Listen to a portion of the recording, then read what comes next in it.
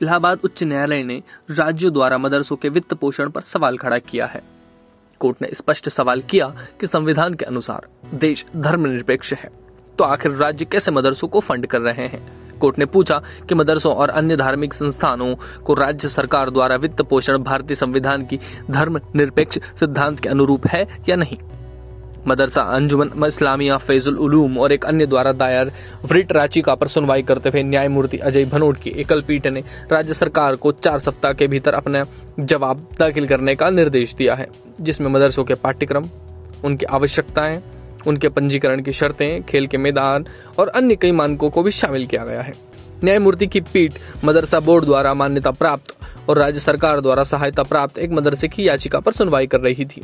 मदरसे ने अपनी याचिका में छात्रों की बढ़ती संख्या को देखते हुए शिक्षकों के अतिरिक्त पद सृजित करने की मांग की थी, जिस पर अदालत ने 19 अगस्त को निर्देश पारित किए और यह मंगलवार को सार्वजनिक हो गया।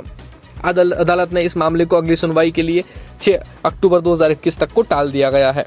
भारत अल्पसंख्यकों को संविधान के अनुच्छेद 29-30 के तहत अपने शिक्षण संस्थान और धार्मिक संस्थानों को सुचारू रूप से संचालित करने की स्वतंत्रता देता है। अपने अल्पसंख्यकों को ऐसी दुर्लभ अधिकार देने वाला भारत का विश्व में सबसे पहले नंबर पर आता है। उम्मीद तो ये थी कि संविधान के इस दुर्लभ प्रावधान की वजह से अल्पसंख्यकों को भारत की पंथ निरपेक्षता में विश्वास बढ़ेगा, उनका शैक्षणिक स्तर बढ़ेगा, विज्ञान और प्रौद्योगिकी का विकास होगा, राष्ट्रवाद मजबूत होगा। परंतु इससे विपरीत अत्यंत दुर्भाग्यपूर्ण परिस्थिति और वातावरण का जन्म हुआ है। राष्ट्र विरोधी ताकतों ने इस भारत विरोधी गतिविधियों का अड्डा बना लिया है।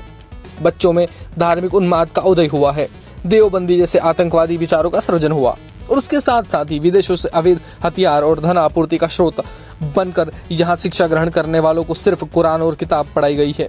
भारत के निर्माण के बजाय यह विध्वंस साबित हुआ। दरअसल हमारे अपेक्षाओं के विपरीत अब भारत के मदरसों में भी पाकिस्तानी मदरसों जैसो आतंक के बीज और विचार ही फूटे हैं।